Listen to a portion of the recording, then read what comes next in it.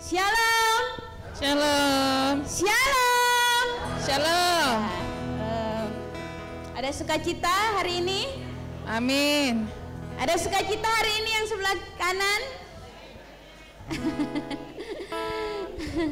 Oke, yang di tengah ada sukacita? Wih, kayak beribu orang aja. Yang di sebelah kiri ada sukacita? Amin, amin ya. Oke, yang di rumah juga shalom untuk yang di Zoom. Pastinya saya pastikan kita semua dalam kabar baik ya hari ini ya. Amin. Oke, kita akan memulai ibadah kita. Kita datang sama Tuhan. Bapak, kami bersyukur di kesempatan yang indah ini Tuhan. Terima kasih karena Engkau boleh ada bersama-sama dengan kami, berkumpul di tempat ini Tuhan. Kami ingin memuji, memuliakan Engkau. Kami ingin menyembah Engkau lebih dalam lagi Tuhan, di dalam nama Yesus. Karena kami punya Yesus yang luar biasa. Sekali Yesus, tetapi Yesus selama-lamanya dalam hidup kami Tuhan. Engkau ada di setiap kekurangan kami, Engkau ada di setiap kelimpahan kami, Engkau ada di setiap sakit kami, bahkan sehat kami, Engkau ada Tuhan. Itu kami mau bersyukur Tuhan. Kami mau katakan kami bersyukur Tuhan di dalam nama Yesus Tuhan. Terima kasih Tuhan. Terima kasih Tuhan. Kami haleluya. Haleluya.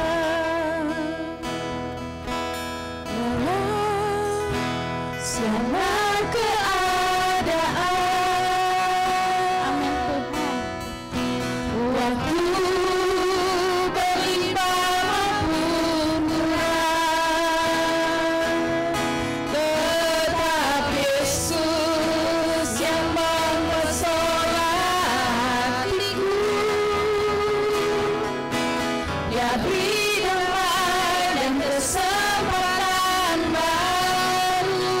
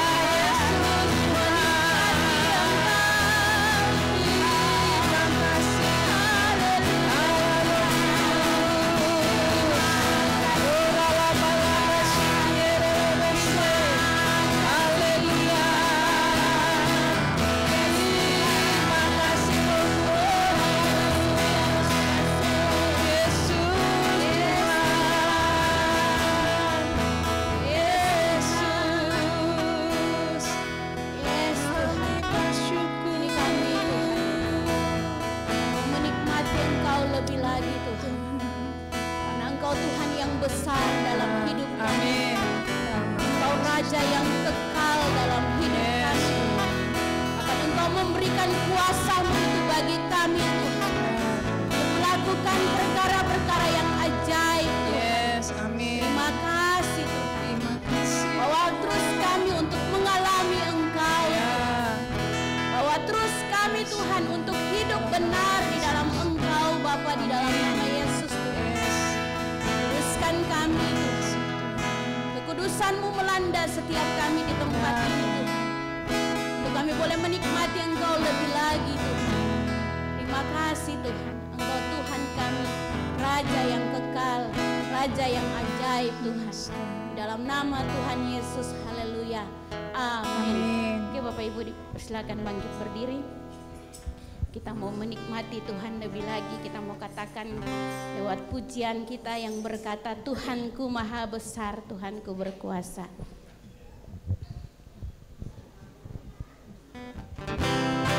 Yes Tuhan, mari kita dengan sukacita kita mau katakan Tuhan kita besar. Dia Raja yang kekal, memberikan kuasa bagi kita. Ya, kita katakan Tuhanku maha besar, Tuhanku maha kuasa, Raja segala raja. Dia takkan tergoyahkan, Dia takkan tergoyahkan, Dia takkan terkalahkan, Dia hidup dan berkuasa. bersama-sama. Serukan namanya, Yesus Tuhan Raja, segala kuasa tunduk dalam namanya. Dia luar biasa, perkasa mulia, Yesus nama di atas segala nama.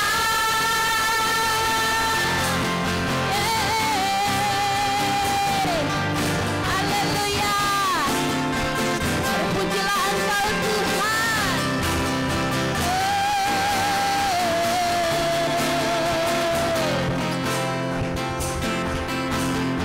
Katakan Tuhanku maha besar, Tuhanku maha kuasa, Raja segala raja.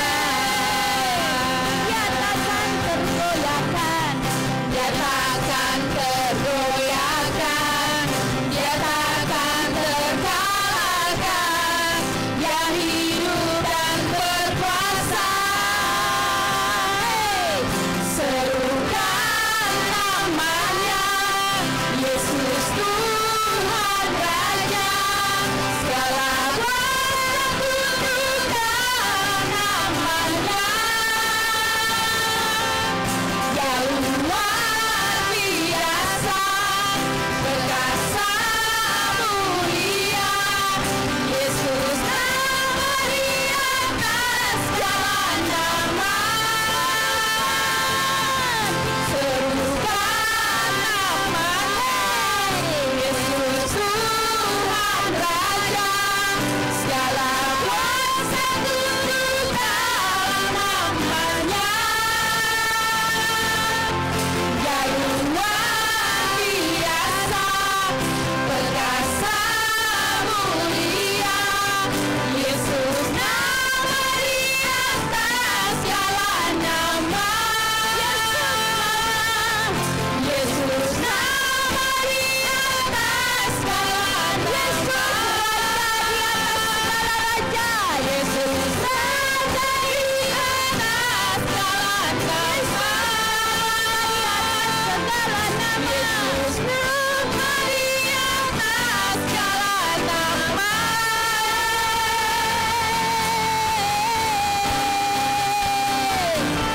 haleluya. Dia Raja di atas segala raja. Amin.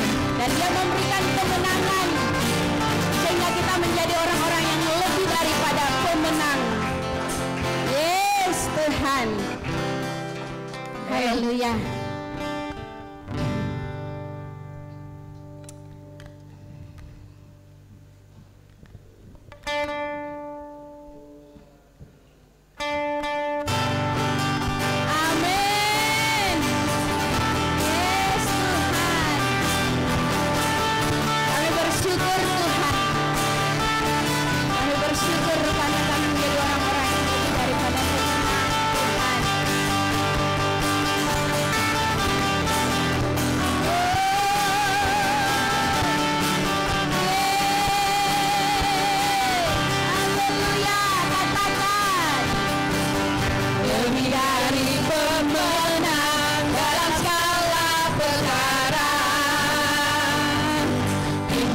dikalahkan oleh kuasa darahnya.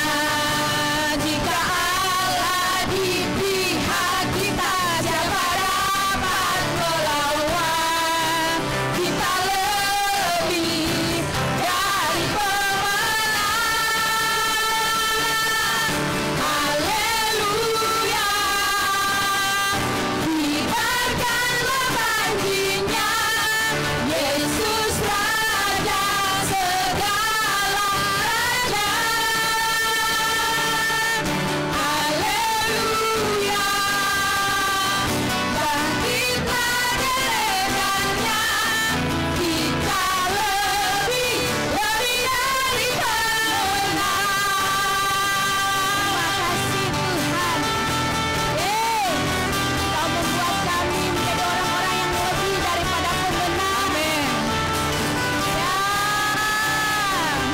katakan. Lebih dari pemenang dalam segala perkara.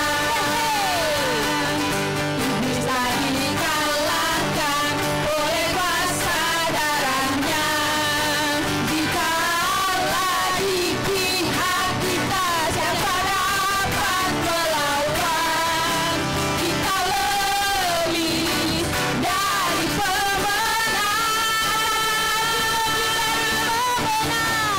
lebih dari pemenang dalam segala perkara. Bisa dikalahkan oleh kuasa darahnya. Jika Allah di pihak kita, siapa dapat melawan?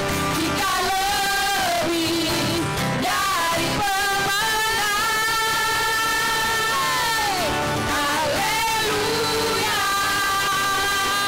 kibarkanlah banjinya, Yesus Raja segala raja. Haleluya, bangkitlah gerejanya, kita lebih dari pemenang. Haleluya, haleluya, kibarkanlah banjinya, Yesus Raja segala raja. Haleluya, bangkitlah gerejanya, kita lebih dari pemenang. Kita lebih dari pemenang. Kita lebih dari pemenang.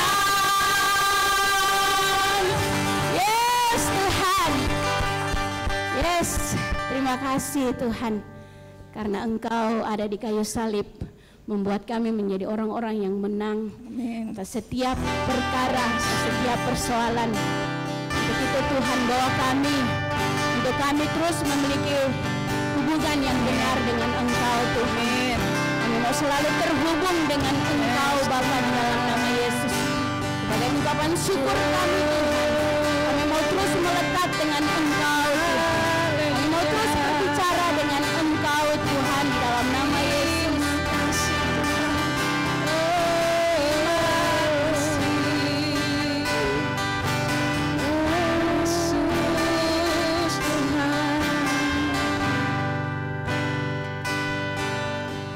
Ku terhubung denganmu.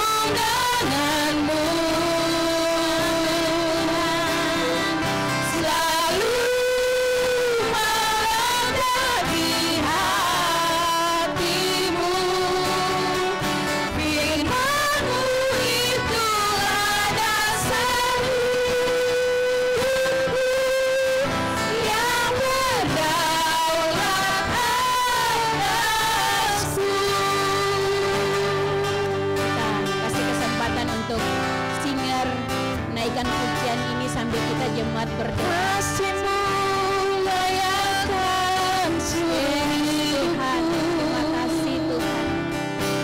mampukan ku melakukan yang Kau inginkan. Amin Tuhan. Tak bisa ku terlepas, Kau menggenggam tanganku, ingin lebih mengenal pribadi.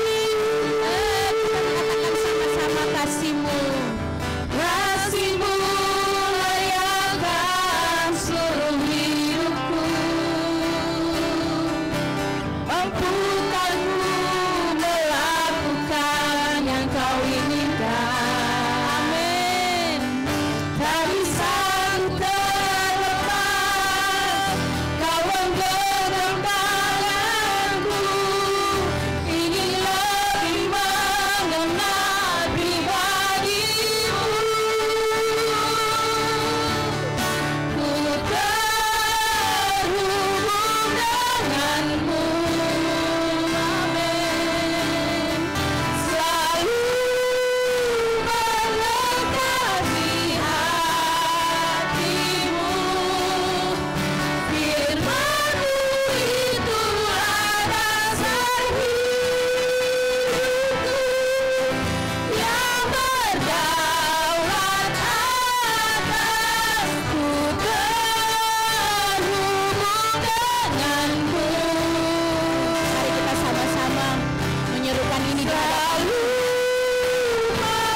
dengan hati yang sungguh-sungguh kita datang kepada Tuhan.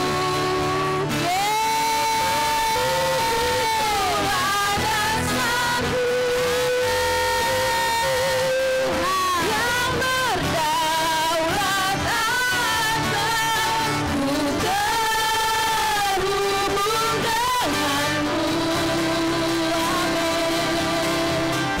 Selalu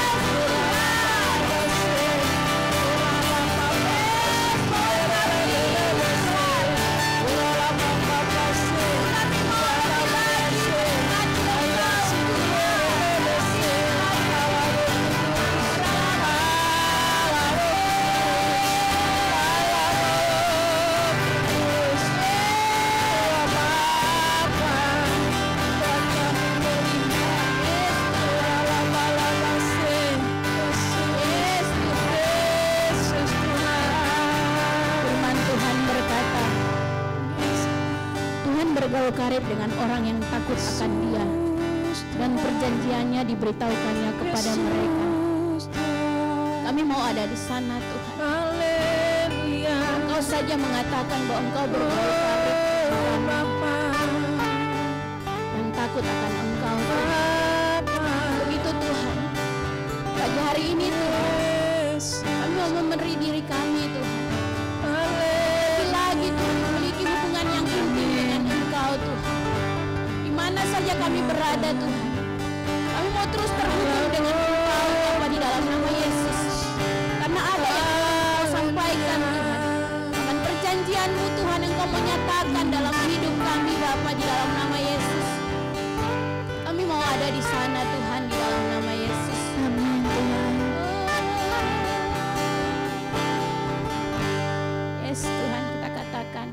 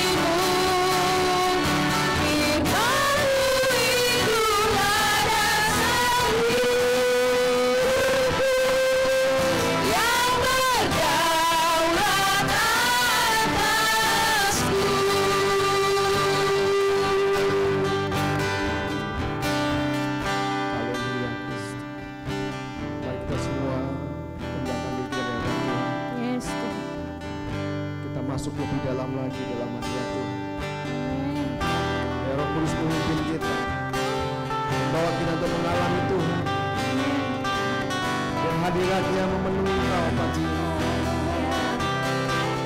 Nugerahnya memenuhi dalam zaman Tuhan.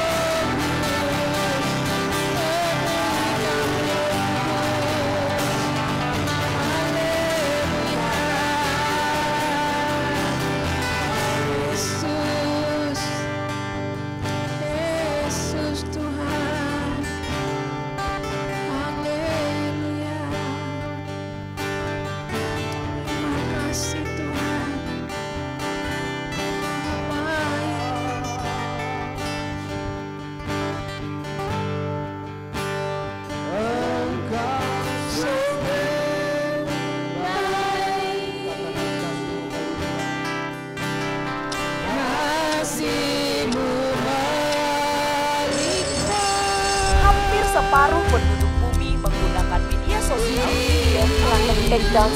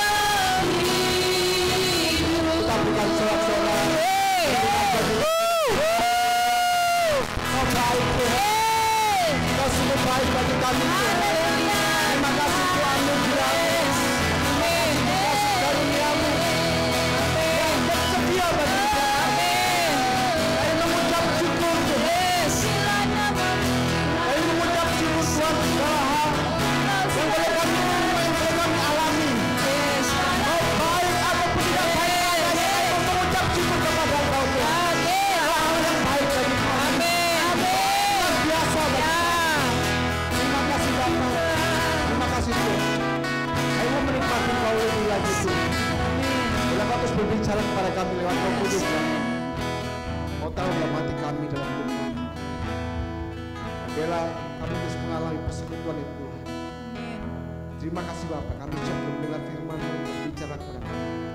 Bila roh kami terbuka, jiwa kami terbuka untuk setiap perkataan Tuhan, untuk setiap firman Tuhan. Kami siap mendengar firman-Mu demi nama Tuhan Yesus kita sudah berdoa. Mengucap syukur kita sama-sama katakan Amin. Tuhan. Silakan duduk Bapak Ibu. Ya, shalom Bapak Ibu. Apa kabar? Ya, saya percaya kita semua dalam kondisi yang baik, yang sehat, amin. Semua dalam kondisi sehat, amin. Amin. Ya, saya menyapa untuk saudara kita yang bersama-sama kita di Zoom. Shalom, selamat pagi, apa kabar? Saya percaya kita semua dalam perlindungan penjagaan Tuhan. Puji Tuhan, pagi ini kita akan sama-sama merenungkan firman Tuhan. Sebelum kita merenungkan firman Tuhan, saya ingin kita melihat sebuah tayangan video. Ya, sudah disiapkan tim multimedia. Ya, kita akan menyaksikan sebuah tayangan video dari CBN.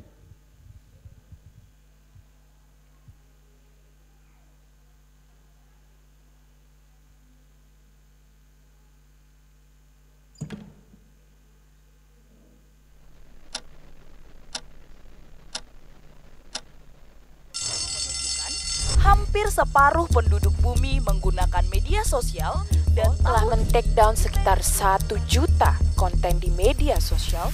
Dan yang pencipta AI, Geoffrey Hinton, mengaku menyesal telah mengembangkan teknologi kecerdasan buatan. Tahukah Anda bahwa kita sedang memasuki era perang pengaruh? Kita semua sudah melihat bagaimana revolusi sosial media dapat mencetak generasi yang berbeda. Itu terjadi karena selama bertahun-tahun pikiran dan batin mereka dipengaruhi secara luar biasa tanpa mereka dan seringkali tanpa kita sadari. Kini diperkirakan generasi anak di Indonesia menghabiskan lebih dari 5 jam setiap hari di dunia online. Jangan salah, seringkali media sosial tersirat berbagai filosofi atau filsafat pandangan dunia dan isi yang bertentangan dengan kebenaran firman Tuhan. Ideologi gender juga menunggangi media sosial secara luar biasa dan berusaha untuk mendefinisikan ulang arti keluarga dan seksualitas. Ideologi ini mengajak generasi anak dan remaja kita untuk meninggalkan cetak biru tanpa kita sadari. Kini diperkirakan generasi anak di Indonesia menghabiskan lebih dari 5 jam setiap hari di dunia online. Jangan salah, seringkali media sosial tersirat berbagai filosofi atau filsafat pandangan dunia dan isi yang bertentangan dengan kebenaran firman Tuhan. Yang ideologi gender juga menunggangi media sosial yang pernah dihadapi gereja Tuhan, bahkan mungkin dalam sejarah gereja itu sendiri, yaitu kecerdasan buatan atau AI untuk meninggalkan cetak biru Alkitab, di mana Tuhan menciptakan manusia sebagai laki-laki dan perempuan. Bila kita kehilangan bagian yang tak terpantahkan dari kehidupan manusia. tahun 2023 AI mulai meledak dan kini dia muncul seperti sebuah spesies digital. Diperkirakan sebelum tahun 2030, kecerdasan AI akan jauh melampaui kecerdasan manusia. Dia akan mengambil peran sebagai sahabat yang pintar, konselor yang mahir, psikolog terbaik, guru terbaik, dan sanggup untuk menjawab segala sesuatu dan menjadi sumber utama dalam kehidupan setiap orang. AI ini tidak pernah tidur. Dia tidak pernah lelah. Dia tidak pernah diam. 24 jam per hari dan 7 hari dalam seminggu. Dia selalu siap, selalu bekerja, dan selalu ada, selalu bersedia untuk melayani setiap orang. Medan pertempuran kita bukan lagi di hari Minggu, tetapi adalah Senin, Selasa, Rabu, Kamis, Jumat, dan Sabtu.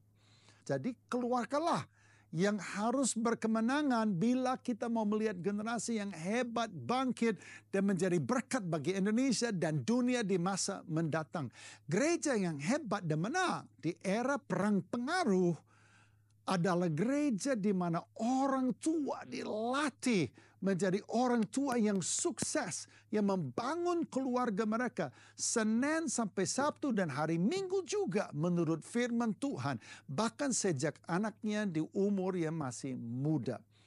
Keluarga harus menjadi sentra dari pelayanan gereja Tuhan. Ingat bahwa amanat agung adalah amanat untuk memuridkan bangsa-bangsa, dan pemuridan harus dimulai dengan keluarga kita masing-masing. Kami dari pelayanan CBN berkomitmen untuk melayani gereja lokal di era perang pengaruh ini.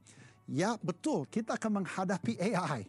Kita akan menghadapi kecerdasan dan kekuatan yang belum pernah ada dalam sejarah manusia. Namun kami percaya apa yang dikatakan oleh Tuhan Yesus benar adanya. Dia katakan, aku akan menyertai engkau senantiasa, bahkan sampai kepada kesudahan zaman. Kami berdiri, kami komit supaya melayani setiap gereja lokal hingga mereka berhasil memuridkan generasi anak dan remaja mereka, dan melatih setiap orang tua menjadi keluarga yang luar biasa. Keluarga yang sehat adalah tanda gereja lokal yang kuat dan menang. Tuhan Yesus memberkati. Selamat berjuang dalam pertarungan yang ada di depan kita dalam menyelesaikan amanah agung.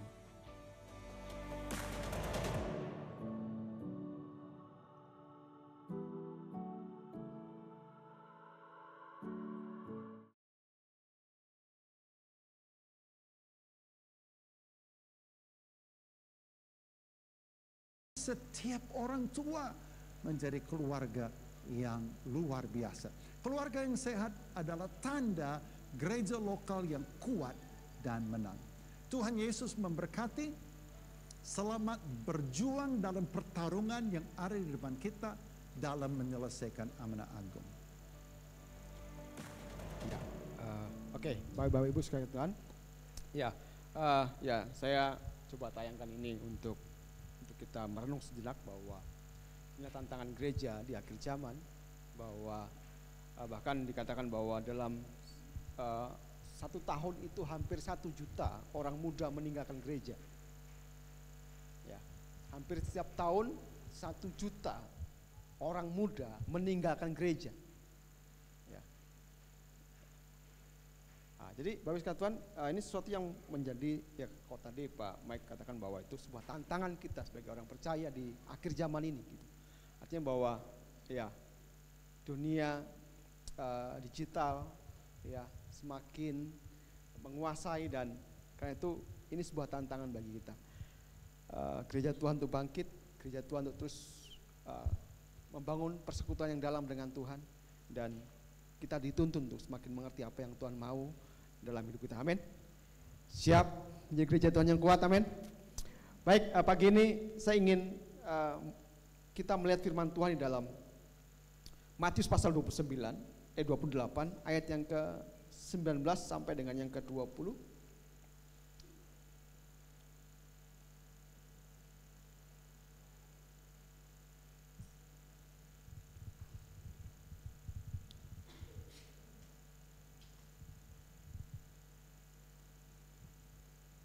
Oke.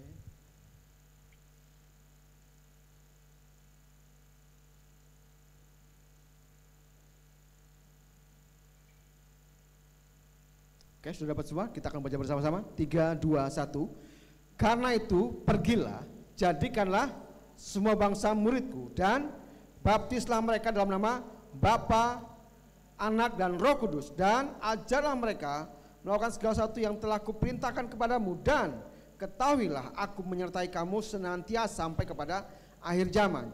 Jadi Bapak Tuhan, ini sebelumnya saya tidak ingin menyampaikan ini ketika saya mempersiapkan firman Tuhan, tapi tiba-tiba Tuhan gerakan untuk pembagian ini. Ya, bukan karena ketika ada gerakan bersaksi, ketika diajak untuk yuk bersaksi gitu ya. Selalu yang hadir tuh bisa dihitung dengan jari gitu ya. Bukan untuk memompa saudara, bukan untuk membawa saudara untuk yuk kita dipompa ya untuk bisa memberitakan Injil, bukan. Saya percaya bahwa memang Tuhan sedang merindukan kita gereja Tuhan untuk bergerak untuk melakukan sesuatu. Ya, saya coba melihat gitu ya.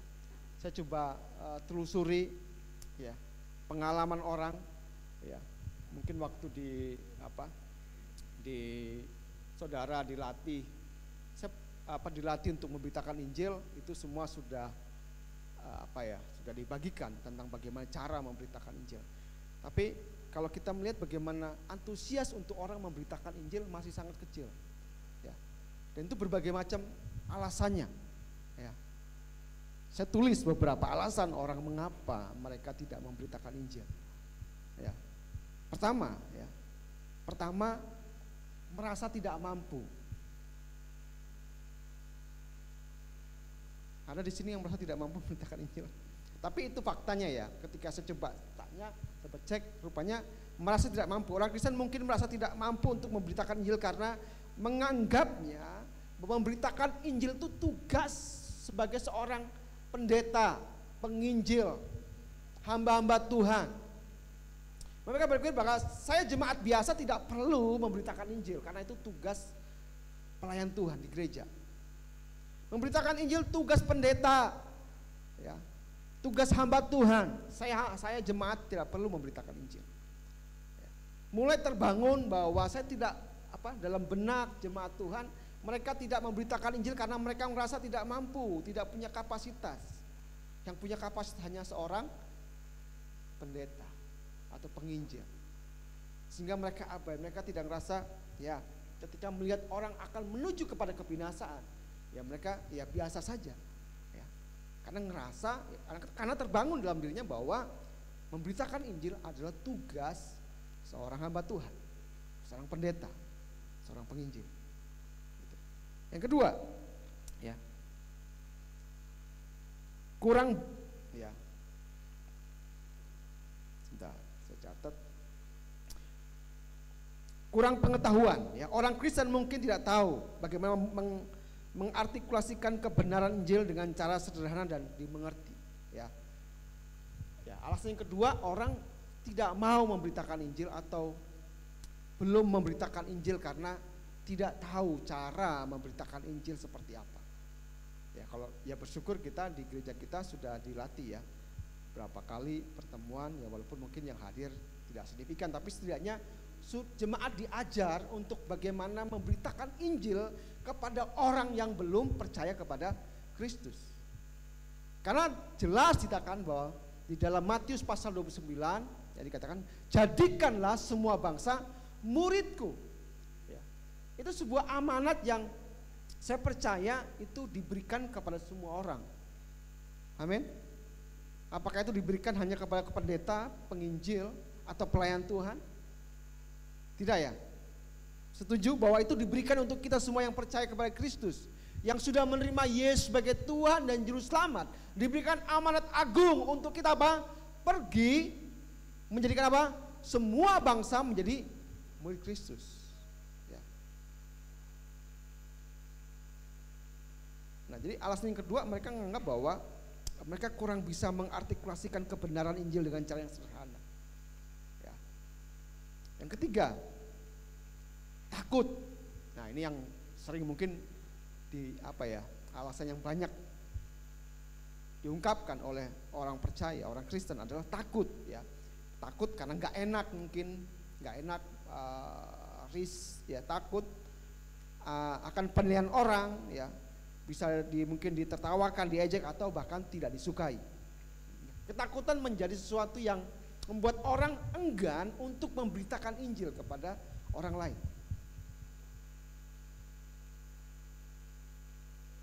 Ya, dengan berbagai alasan, ya.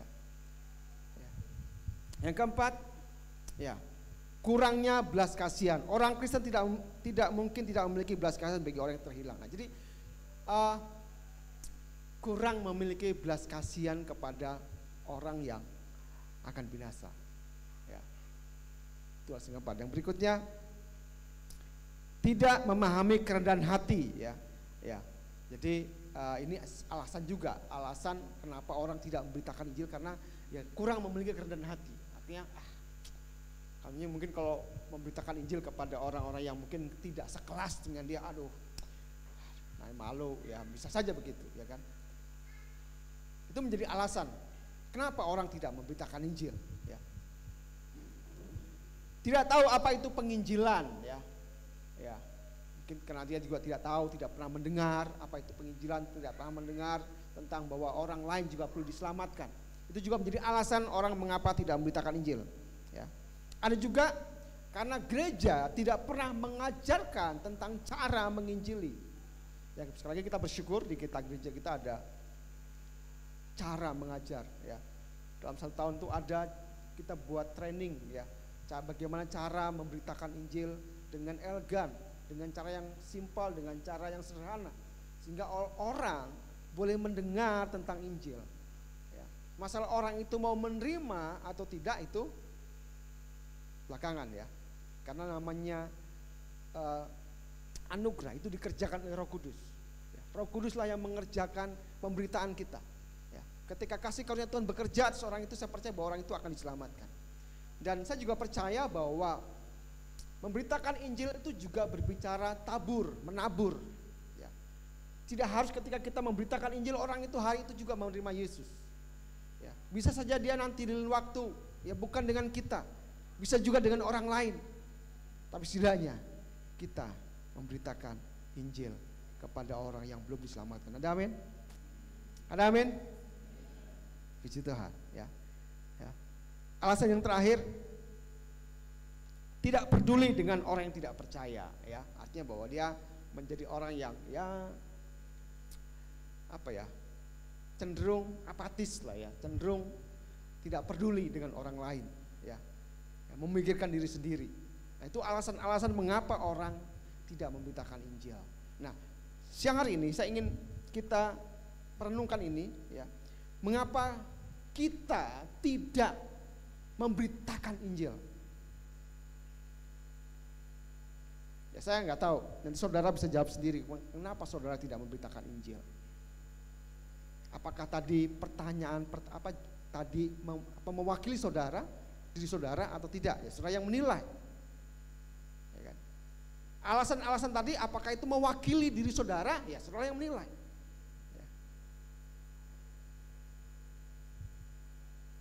Dan saya percaya bahwa Tuhan memang sedang ingin kita mengerjakan ini. Kalau tadi kita melihat video itu tentang bagaimana bahwa 1 juta, kemungkinan sekitar kurang lebih 1 juta orang-orang muda itu tidak lagi bergereja, mereka meninggalkan gereja. Pertanyaan, kenapa mereka meninggalkan gereja? Mengapa mereka tidak ada dalam gereja? Ya, hari Sabtu yang lalu kami saat teduh bersama-sama, dan waktu itu kami temanya tentang, ya, dari Mazmur 25 ayat 14, Tuhan bergaul karib dengan orang yang takut akan Dia. Dan saya bilang di situ bahwa kita memang sedang diajar untuk hidup bergaul karib dengan Tuhan, ya. Kalau di Komsel mungkin selalu bergaul karib dengan Tuhan, yuk saat teduh. Tapi saya bilang kepada teman-teman yang di grup saat teduh, saya bilang, seringkali kadang-kadang kita mengejar persekutuan yang intim dengan Tuhan, hubungan yang karib dengan Tuhan, tapi kita kehilangan persekutuan yang dalam dengan orang-orang terdekat kita.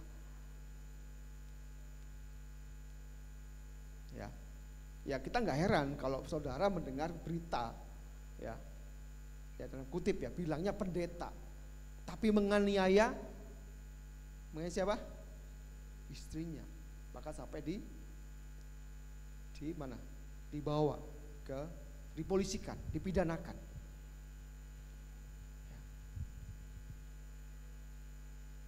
Kenapa bisa terjadi seperti itu? Yang katanya dia orang yang dekat dengan Tuhan, yang dibilangnya bersekutu dengan Tuhan.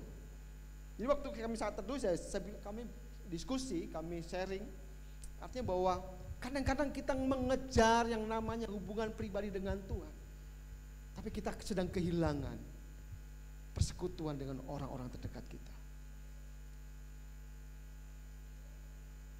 kita nggak dekat lagi ya mungkin bicara dekat ya, serumah ya, tidur sama-sama. Tapi nggak memiliki persekutuan. Tapi secara roh kita bersekutu dekat dengan Tuhan, kita ngejar Tuhan. Tapi kita kehilangan persekutuan dengan orang terdekat kita. Dan saya bilang itu nggak normal, saya bilang menurut saya waktu diskusi nggak normal. Artinya bahwa karena ketika kita mengalami hubungan yang intim dengan Tuhan, yang dekat dengan Tuhan, maka yang ada apa? Hati yang mengasihi, betul?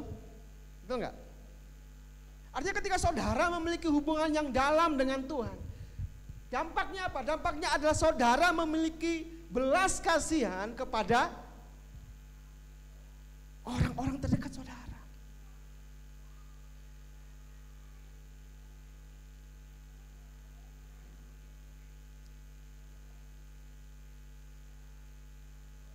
Ya, artinya bahwa ini yang mungkin juga kita perlu benahi, bahwa ketika kita terus mengejar persekutuan pribadi dengan Tuhan, kita juga membangun hubungan yang dalam dengan orang-orang terdekat kita. Amin. Amin. Puji Tuhan. Ya, kita kembali ke Matius pasal 28 ayat yang ke-19 ya, dikatakan di situ bahwa karena itu pergilah, jadikanlah semua bangsa muridku dan baptislah mereka dalam nama Bapa, Anak dan Roh Kudus, dan ajarlah mereka melakukan dan ajarlah mereka melakukan segala sesuatu yang telah kuperintahkan kepadamu, dan ketahuilah aku menyertai kamu senantiasa sampai kepada akhir zaman. Jadi Bapak Saudara, Tuhan memerintahkan kita untuk kita menjadikan semua bangsa menjadi murid Tuhan.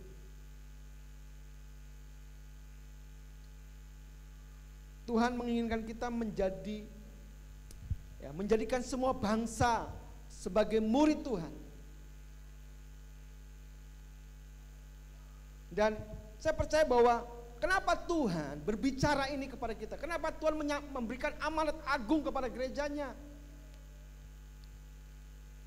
Karena kalau orang sudah tidak ada lagi yang memberitakan Injil, maka apa yang dikatakan tadi? Generasi kita ke depan akan hilang.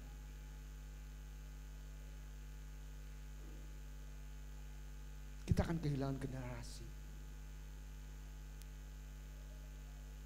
Apalagi tantangan dunia ini yang semakin mengerikan menurut saya. Ya kalau di negara lain itu sudah ada orang namanya memiliki, ya kalau di negara ada namanya orang memiliki pasangan itu bukan manusia. Ya. Tahu ya, memiliki pasangan bukan manusia ya. Robot, saudara. Robot yang bisa berbicara, dan artinya bahwa robot itu dia bisa 24 jam. Mungkin kalau pasangan manusia kan ada aja kan ngeselin gitu ya, diomelin apa. Ini enggak gitu ya, dia selalu terima dia apa adanya.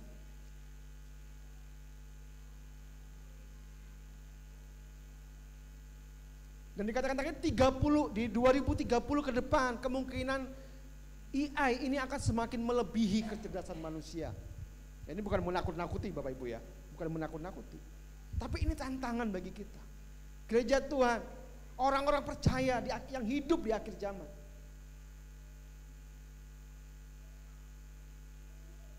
Relakah kalau kita generasi kita kehilangan yang namanya persekutuan dengan Tuhan?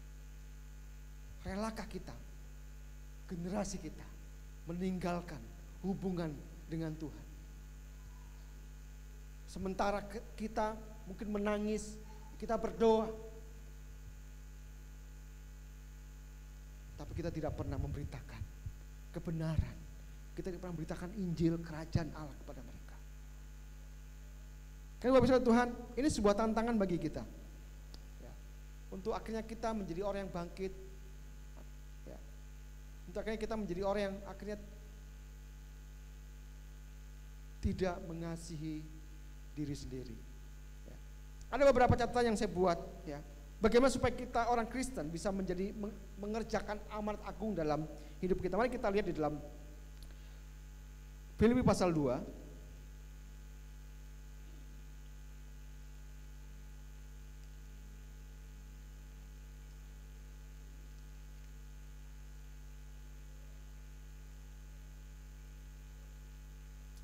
ayat 1 sampai dengan yang 11.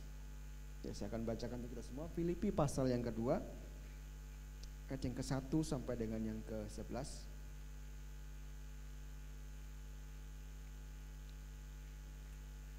Ya, saya akan bacakan. Sudah dapat semua? Amin. Jadi karena dalam Kristus ada nasihat, ada penghiburan kasih, ada persekutuan roh, ada kasih mesra dan belas kasihan. Karena itu sempurnakanlah sukacitaku dengan ini. Hendaklah kamu sehati sepikir, dalam satu kasih, satu jiwa, satu tujuan, dengan tidak mencari kepentingan sendiri atau puji-pujian yang sia-sia. Sebaliknya hendaklah dengan rendah hati, yang seorang menganggap yang lain lebih utama daripada dirinya sendiri. Dan janganlah tiap-tiap orang hanya memperhatikan kepentingannya sendiri, tapi kepentingan orang lain juga. Hendaklah kamu dalam hidupmu bersama menaruh pikiran dan perasaan yang terdapat juga dalam Kristus Yesus, yang walaupun dalam rupa Allah tidak menganggap kesetaraan dengan Allah itu sebagai milik yang harus dipertahankan, melainkan telah mengosongkan dirinya sendiri dan mengambil rupa seorang hamba dan menjadi sama dengan manusia. Dan dalam keadaan sebagai manusia ia telah merendahkan dirinya dan taat sampai mati, bahkan sampai mati di kayu salib. Itulah sebabnya Allah sangat meninggikan dia dan mengaruniakan kepadanya nama di atas segala nama, supaya dalam nama Yesus bertekuk lutut segala yang ada di langit dan yang ada di bumi dan yang ada di bawah bumi, dan segala lidah mengaku Yesus Kristus adalah Tuhan, bagi kemuliaan Allah Bapa kita. Jadi Bapak kita Tuhan, di dalam Filipi ini Paulus coba menjelaskan ya tentang bagaimana orang akhirnya bisa mengerjakan amanat agung dalam hidupnya. Ya. Paulus memberikan contoh, dikatakan di ayat 10 ya. Ya. Kita lihat di situ ayat 10, Filipi pasal 2 ayat 10 dan 11, supaya dalam nama Yesus apa? Bertekuk lutut segala yang di langit dan yang di bumi dan yang di bawah bumi dan yang di bawah bumi, dan segala yang mengaku Yesus Kristus adalah Tuhan. Ya. Yesus mengalahkan, menaklukkan ya 3 dimensi ya, yang di langit, di bumi dan di bawah bumi. Ya.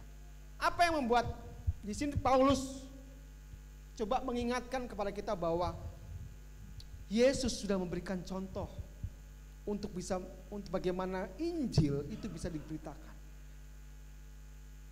Bagaimana orang bisa terbuka telinganya untuk kabar baik tentang keselamatan. Ya. Dan Paulus menulis, dikatakan bahwa supaya kita bisa mengerjakan amanat agung Tuhan Yesus ya. Ayat pertama dikatakan, jadi karena dalam Kristus apa? Ada nasihat. Ya, perhatikan ayat pertama. Jadi karena dalam Kristus ada nasihat, ada penghiburan kasih, ada persekutuan roh, ada kasih mesra dan belas kasihan. Ya. Saya percaya bahwa saudara akan bisa mengerjakan amanat agung Tuhan Yesus ketika saudara tinggal di dalam Kristus. Katakan amin. Amin. Karena jelas juga dikatakan di dalam Yohanes ya, Yohanes pasal 14 ya. Kita lihat dulu ya, Yohanes pasal, saya buka Alkitab di HP aja. Ya, Yohanes pasal 15 ya. Ayat 4. Tinggallah dalam aku dan aku di dalam kamu, sama seperti ranting tidak dapat berbuah dari dirinya sendiri kalau ia tidak tinggal pada pokok anggur, demikian juga kamu tidak berbuah jika kamu tidak tinggal dalam aku. Artinya bahwa saudara, dikatakan bahwa kita tidak bisa berbuat apa-apa ketika kita tinggal di luar Kristus. Kalau dengan kata lain, kita tidak bisa memberitakan Injil. Kita sulit memberitakan Injil. Kenapa? Karena kita nggak tinggal di dalam Kristus. Jadi saya percaya bahwa dasarnya adalah orang akan bisa memberitakan Injil ketika dia tinggal di dalam Kristus. dia mengalami Kristus dalam hidupnya. Sama seperti wanita Samaria, ya, ketika dia berjumpa dengan Yesus, ya, apa yang dialami? Ya, ketika dia melihat bahwa dia bertemu dengan Mesias, ya, dia pergi ke kotanya dan dia memberitakan dengan penuh semangat, katakan, aku bertemu dengan orang yang dikatakan Mesias. Dan akhirnya dia berhasil membawa banyak orang untuk bertemu dengan Yesus. Dan saya percaya orang diselamatkan di situ. Ya. Bahkan di ayat terakhir dikatakan, aku percaya bukan lagi dari perkataanmu, tapi karena aku melihat sendiri tentang itu Mesias. Jadi Bapak Tuhan, bagaimana supaya kita menjadi orang Kristen yang bisa mengerjakan amanat agung? Yang pertama dasarnya adalah engkau harus tinggal di dalam Kristus. Karena di luar Kristus engkau tidak bisa berbuat apa-apa. Kita akan takut, kita akan khawatir. Kita nggak punya sesuatu untuk apa yang harus aku sampaikan kepada orang itu supaya orang itu mendengar Injil. Kita nggak punya bahan, ya seperti itu anggaplah. Kenapa? Karena kita di luar Kristus. Maka itu penting sekali untuk kita berada dalam Kristus. Ya. Dan bagaimana proses tinggal dalam Kristus sudah disampaikan. Ya, sudah begitu sering disampaikan. Saudara harus komitmen berdoa, komitmen membaca firman Tuhan, bersekutu secara pribadi, bersekutu secara korporat. Itu tinggal di dalam Kristus. Ketika saudara tinggal dalam Kristus, saya percaya bahwa saudara akan diberikan kemampuan untuk apa? Mengerjakan amanat agung Tuhan Yesus. Ya. Ada amin? Yang kedua, mari kita lihat.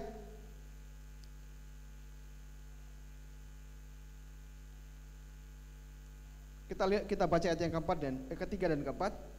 Dengan tidak mencari kepentingan sendiri atau puji-pujian yang sia-sia. Sebaliknya hendaklah dengan rendah hati yang seorang menganggap yang lain lebih utama daripada diri sendiri, dan ayat 4 perhatikan, dan janganlah apa?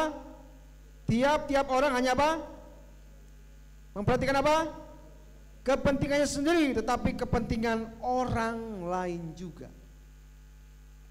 Yang kedua, untuk kita bisa mengerjakan amanat agung Tuhan Yesus, yang kedua adalah jangan hidup untuk dirimu sendiri.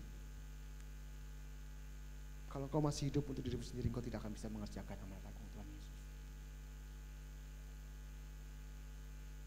Yesus sudah memberikan contoh bagi kita, bagaimana dia hidup tidak mementingkan dirinya. Dia meninggalkan surga, dikatakan dia mengosongkan dirinya dan mengambil rupa seorang hamba. Dia tinggalkan kemegahannya, dia tinggalkan segala-galanya. Bahkan dia korbankan nyawanya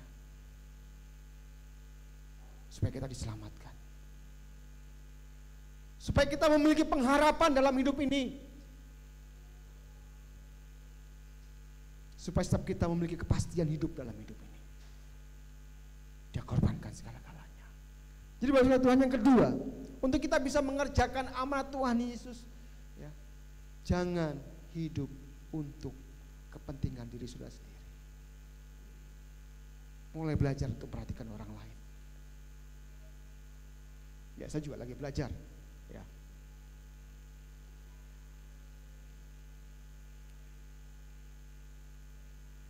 Karena kalau kita tidak belajar untuk memperhatikan orang, ya, sulit untuk akhirnya kita bisa membagi kabar baik kepada banyak orang. Ya terakhir waktu saya belajar memperhatikan orang lain, akhirnya ya sepertinya akhirnya kayak dimanipulasi. Bagi saya nggak masalah gitu ya, nggak masalah. Saya dimanfaatkan nggak masalah. Ya, motor saya hilang nggak masalah gitu kan, nggak masalah. Karena itu bagian bagaimana saya sedang memperhatikan orang lain. Karena Kalau kita tidak mau berkorban, ya kita bagaimana kerajaan Allah bisa dikerjakan. Akhirnya kita berpikir, oh enggak, nanti kalau saya perhatikan, oh dia saya ditipu lagi, saya dimanfaatkan lagi. Saudara, Injil tidak akan pernah diberitakan ketika saudara memiliki pemikiran seperti itu.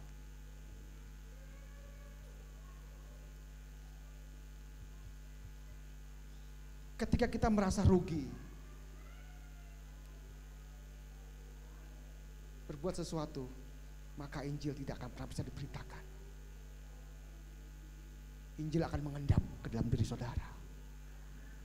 Sedangkan yang Tuhan inginkan, Injil itu diberitakan sampai ke seluruh dunia. Ya, saya teringat bagaimana orang akhirnya mereka begitu ya, saya bukan memegang diri, tapi bagaimana orang ketika saya layani dan orang itu akhirnya seperti ngerasa kayak berutang budi dengan saya. Padahal saya nggak ngerasa memberikan sesuatu kepadanya. Saya cuma memang saya memberikan hidup saya bagi orang itu.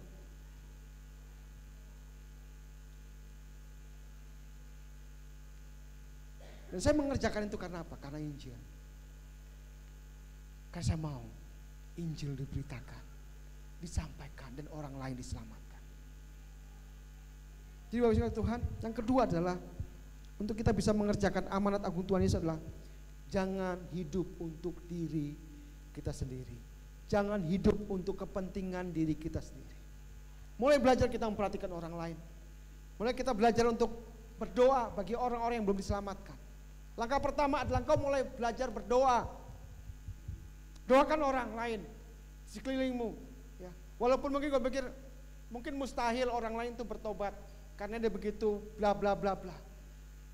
Tapi karena engkau memiliki belas kasihan, engkau menaikkan doamu untuk orang yang saya percaya. Ya.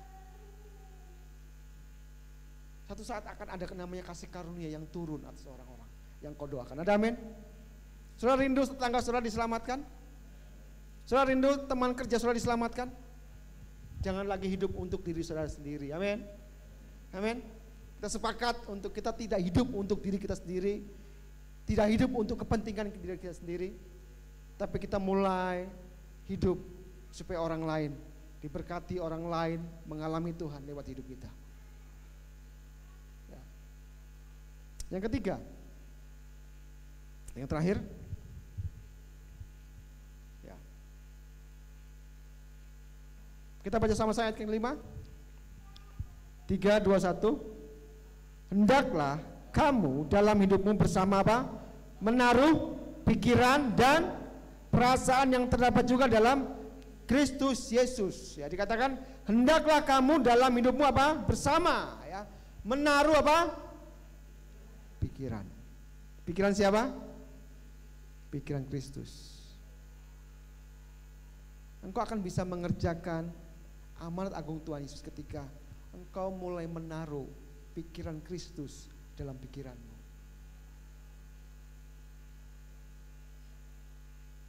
Artinya kalau saudara menaruh itu dalam pikiran Kristus dalam pikiran saudara, artinya harus ada yang dikeluarkan, ya, betul ya.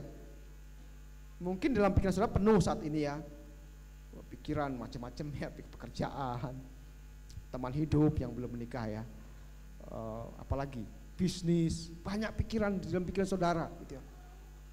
Artinya mulai supaya pikiran Kristus bisa masuk, berarti harus ada yang dikeluarin dari pikiran saudara. Mengerti maksud saya? Mengerti maksud saya? Jadi saudara, artinya bahwa untuk meletakkan pikiran Kristus dalam pikiran kita harus ada yang dikeluarkan dalam pikiran saudara. Harus ada yang dikeluarkan. Ya, kalau selama ini mungkin pikiran saudara dipenuhi dengan kekhawatiran, ketakutan, keluarin itu saudara. Keluarin dari pikiran saudara. Oh, aku gak mau takut lagi karena ada Kristus. Aku mau taruh perkataan itu dalam pikiranku.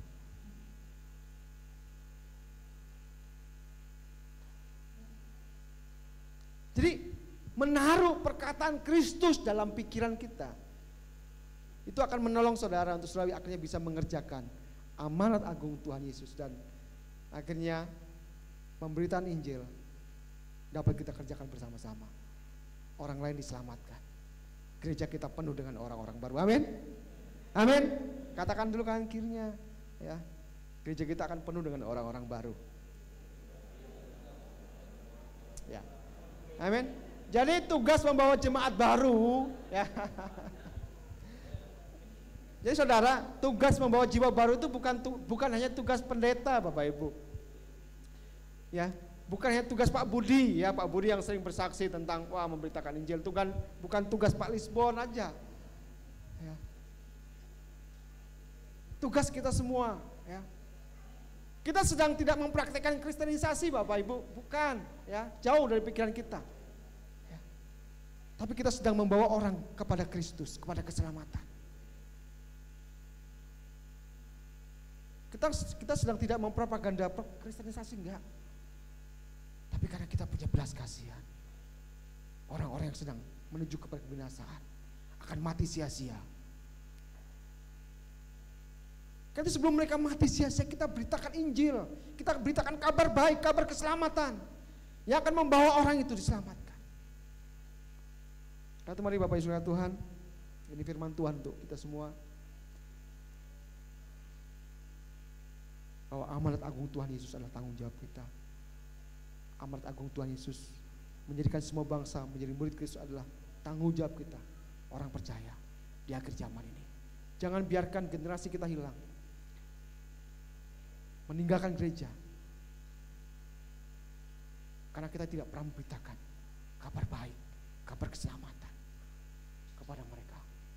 Itu mari umat Tuhan, jemaat Tuhan, ini menjadi perenungan kita, menjadi komitmen kita untuk kita kata, ya Tuhan, aku mau mengerjakan amanat agung dalam hidup saya sampai saya mengakhiri hidup saya. Ada amin? Ada amin? Oke, saya undang kita semua berdiri. Kita akan menikmati perjamuan. Saya undang yang bertugas bisa maju ke depan.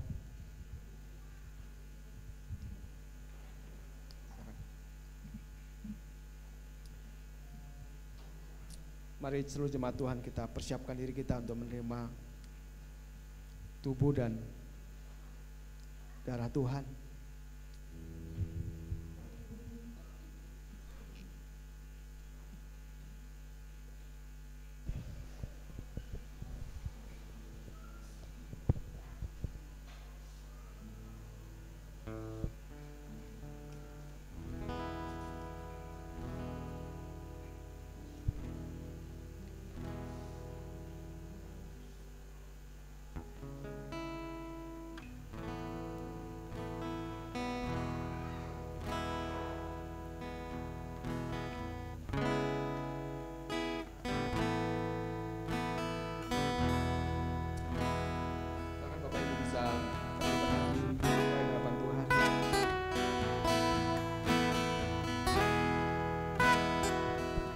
Tuhan berkata bahwa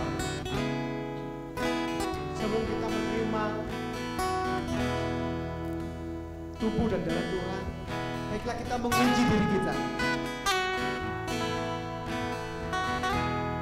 Silakan masing-masing boleh menguji diri di hadapan Tuhan.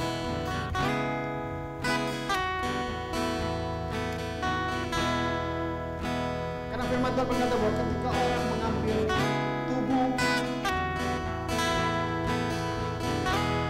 darah Tuhan dengan cara yang tidak layak, itu bisa mendatangkan hukuman.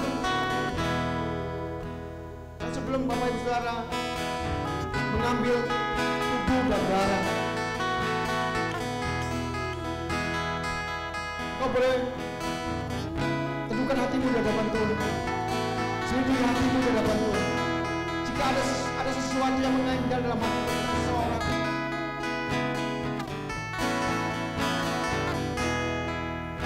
kau harus berdamai dulu dengan orang itu. Ketika kau menyimpan sesuatu dalam hatimu, ketika ada rasa kebencian, amarah, kau sebaiknya di dalam hati. Jika ada orang itu, ada tempat yang kau datangi ke orang itu dan kau berdamai, sebelum kau menikmati roti dan anggur hujan.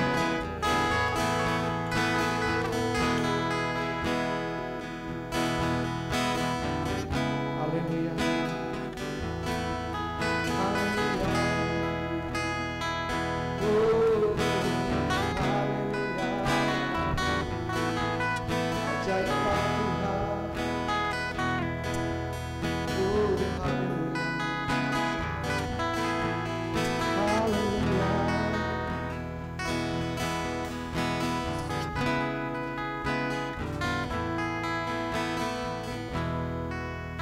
Bapa, ini kami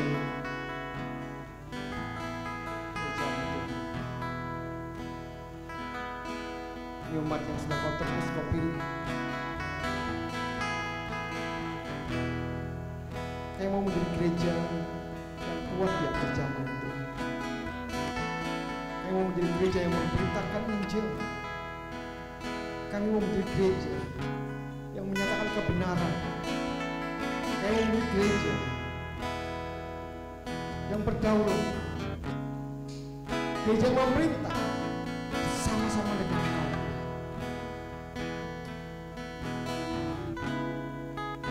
Itu kami berdoa, Tuhan, Kau pakai kami gereja-Mu, Tuhan. Bangkitkan setiap kami, Tuhan, untuk kami semua mengerjakan amal agung-Mu, menjadikan semua bangsa menjadi putih.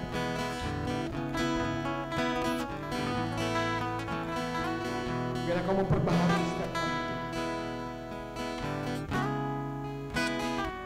yang buat kami mengerti bahwa kami hidup bukan untuk diri kami sendiri. Kami hidup untuk mereka yang ada di luar Kristus, mereka yang sedang menuju kepada kebinasaan, mereka yang hidup dalam kesia-siaan. Untuk mereka lah kami ada, untuk mereka lah kami Kau utus.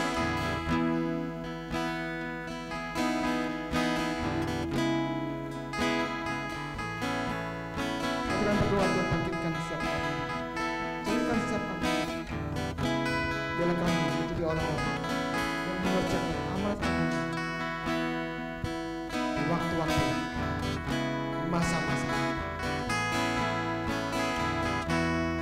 Kami berdoa dalam nama Tuhan Yesus, lepaskan setiap kami dari roh yang mementingkan diri sendiri, roh yang mementingkan diri sendiri. Kami perintahkan keluar dari hidup kami dalam nama Yesus. Biarlah kasih Kau ya Tuhan yang memenuhi, biarlah roh yang penuh dengan belas kasihan yang ada dalam hati, sama seperti Kristus yang sudah mengasihi. Demikian kami mengasihi orang-orang yang belum diselamatkan. Terima kasih Tuhan. Bapa, kami mengangkat tangan kami berdoa untuk roti dan perjamuan yang sebentar kami. Biarlah ketika kami mengambil roti dan air itu, kami mengalami persekutuan yang intim dengan Kau. Kami kembali digairahkan dalam persekutuan pribadi dengan Kau.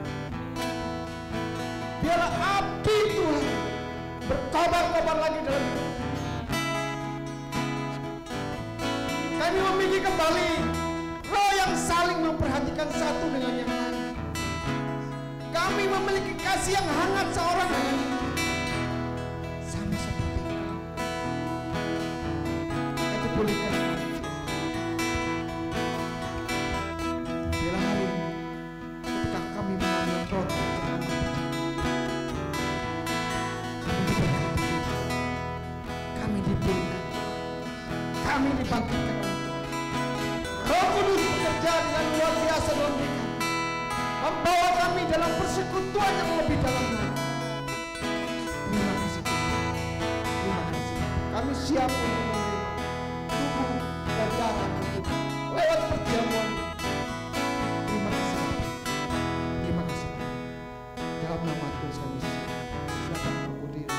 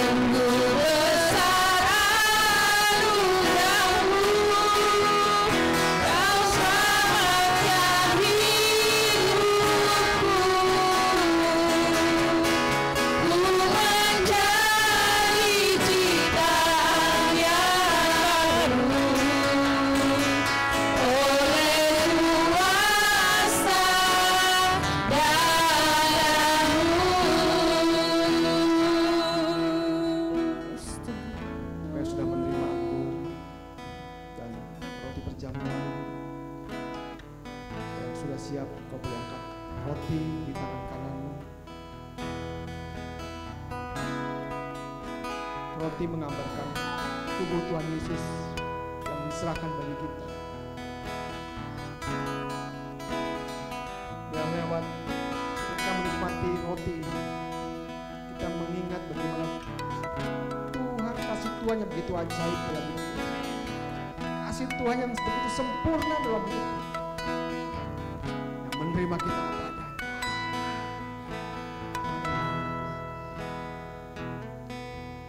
Sebab apa yang telah kuteruskan kepadamu telah aku terima dari Tuhan, yaitu bahwa Tuhan Yesus pada waktu malam, waktu ia diserahkan mengambil roti, dan setelah itu ia mengucap syukur atasnya.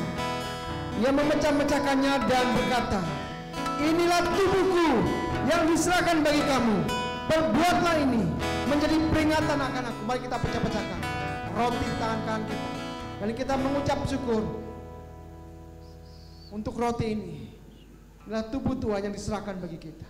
Mari kita sama-sama menikmatinya dalam nama Tuhan Yesus.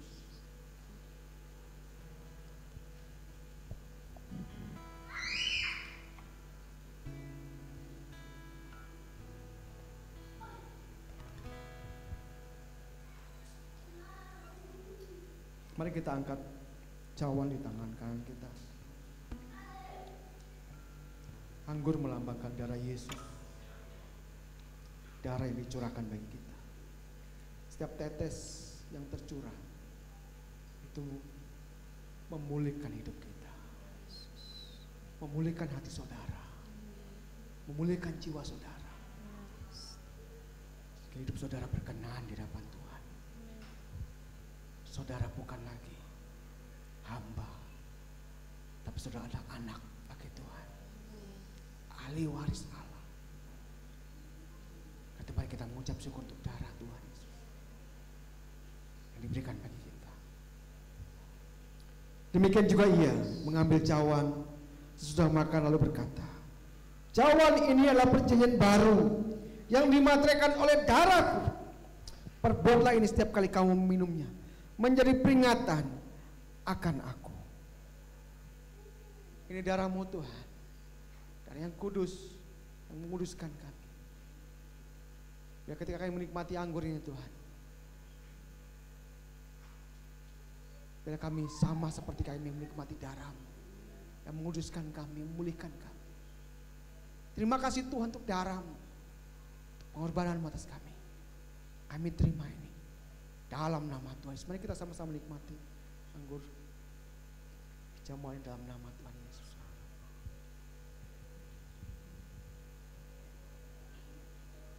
Mari kita mengucap syukur kepada Tuhan untuk tubuh dan darah Tuhan Yesus yang boleh kita nikmati pagi hari ini. Biarlah lewat perjamuan ini saudara semakin dibawa untuk mengalami Tuhan. Perjumpaan dengan Tuhan semakin kau alami dalam hidup. Dalam rumah tanggamu kau mengalami perjumpaan dengan Tuhan. Dalam pekerjaanmu kau mengalami perjumpaan ilahi dengan Tuhan. Amin. Dalam bisnismu kau mengalami perjumpaan ilahi dengan Tuhan. Dalam studimu kau mengalami perjumpaan ilahi dengan Tuhan. Amin Tuhan. Dalam waktu-waktumu kau mengalami perjumpaan ilahi dengan Tuhan. Dalam nama Yesus Tuhan. Sehingga pengalaman-pengalaman itu membuat engkau semakin jatuh cinta dengan Tuhan. Pengalaman-pengalaman pribadi membuat engkau semakin jatuh cinta kepada Yesus. Kasihmu semakin dalam kepada Yesus. Haleluya, haleluya, haleluya.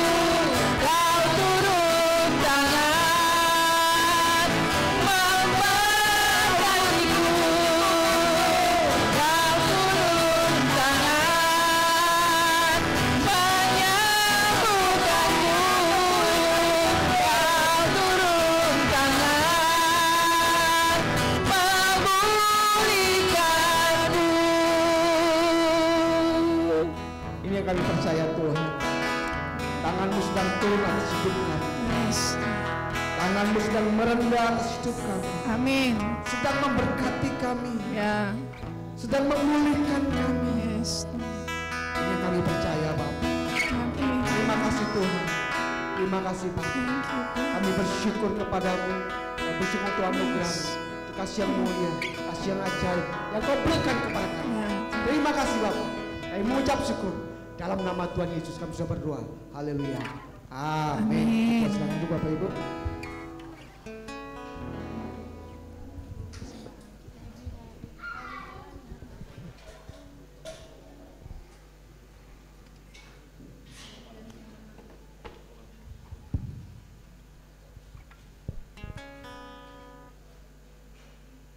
Oke, kita percaya kita semua diberkati Tuhan ya. Kita sudah menikmati perjamuan kudus, kita juga sudah mendengar firman Tuhan. Biarlah kita semakin antusias untuk pergi memberitakan. Kita mau terus menjadi orang-orang yang sudah dimenangkan oleh setiap perkara-perkara yang kita alami dengan Tuhan. Oke.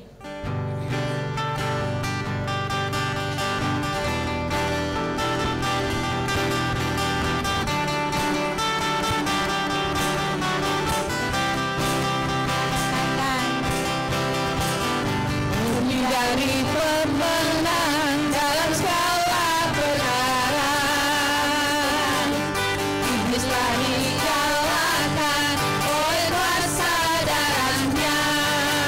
Jika Allah di pihak kita, siapa dapat melawan? Kita lebih dari pemenang. Haleluya.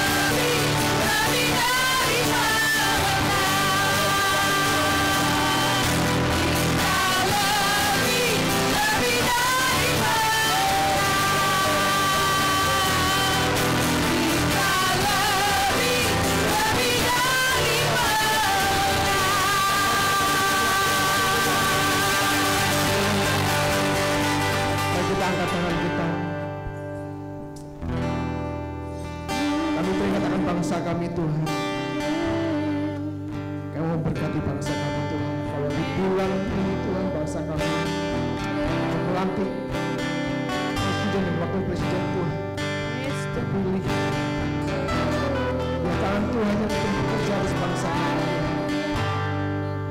Ya tangan Tuhan yang menjaga bangsa kami. Saya percaya bahwa bangsa ini ada di tangan-Mu Tuhan. Bangsa ini ada di hati-Mu Tuhan. Bangsa yang besar dengan jutaan jiwa ada di hati Kau Tuhan. Saya berdoa biar berkat Tuhan turun atas bangsa kami.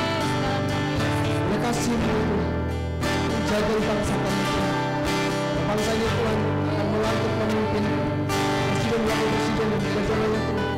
Oleh tangan Tuhan telah menjaga mereka sehingga tidak ada kekacauan, tidak ada apapun Tuhan. Sekalipun politik memanas dengan segala hal, saya bilang tangan Tuhan yang boleh menjaga bangsa ini sehingga bangsa ini terus dalam penjagaan dan pemeliharaan Tuhan. Kami juga berdoa untuk provinsi kami Tuhan juga di bulan ini Tuhan akan mengadakan pemilihan pemimpin, gubernur dan wakil gubernur biar Tuhan yang bekerja. Jadi mengerjakan Tuhan yang Tuhan sendiri yang mengangkat, Tuhan sendiri yang memimpin atas provinsi ini Pak. Kami menyerahkan kepada Kau dan biar kami secara terus memelihara atas kota kami dan provinsi kami. Terima kasih Tuhan. Terima kasih. Kami juga berdoa Tuhan untuk pembangunan penyelesaian gedung ibadah kami Tuhan lantai 2. Kami serahkan kepada Engkau. Kami percaya bahwa kami adalah jemaat yang diberkati Tuhan. Pekerjaan kami diberkati, bisnis kami diberkati. Sehingga kami mampu menyelesaikan dengan sendiri pekerjaan pembangunan lantai 2 di Bapa dalam nama Yesus.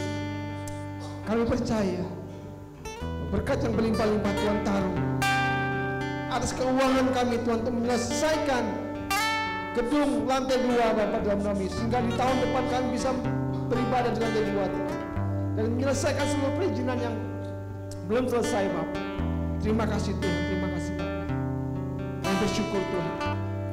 Kami bersyukur Bapak untuk semua yang sudah Tuhan kerjakan dalam kehidupan kami. Untuk pelayan kami, pelayan mahasiswa, pelayan keluarga, pelayan anak-anak, pelajar, pelayan Tom, semuanya Tuhan yang mengerjakan dalam gereja ini Bapak. Terima kasih Tuhan, terima kasih Bapak. Kami juga berdoa untuk persembahan yang sudah kami beri. Biar apa yang kami beri layak dipakai untuk pekerjaan Tuhan. Dan kami diberikan kecakapan untuk terus mengelola keuangan ini. Sehingga berkat Tuhan terus mengalir dalam pelayan dan gereja ini Bapak dalam nama Yesus. Terima kasih Bapak, terima kasih Tuhan. Mari umat Tuhan angkat kedua tangan.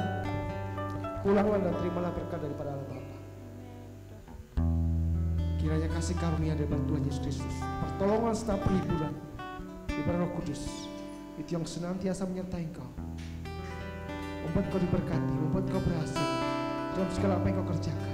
Rumah tanggamu diberkati Tuhan, pekerjaanmu diberkati Tuhan, bisnismu diberkati Tuhan, studimu, kuliahmu diberkati Tuhan. Pulanglah dan terimalah berkat dari Tuhan Yesus Kristus dari saat ini sampai selama-lamanya. Terima kasih Bapak, kami terima berkat dan kami pulang dengan membawa berkat-berkat Engkau. Damai sejahtera Kristus memerintah dalam kehidupan kami. Dalam nama Tuhan Yesus kami percaya berkat-Mu tinggal atas kami. Terima kasih Bapak. Kami akhiri pertemuan ibadah kami siang hari ini hanya dalam nama Tuhan Yesus. Kami sudah berdoa dan mengucap syukur. Kita sama-sama katakan amin. Tuhan memberkati. Berikan salam kalau kirinya katakan selesaikan amanat agung Tuhan Yesus Kristus.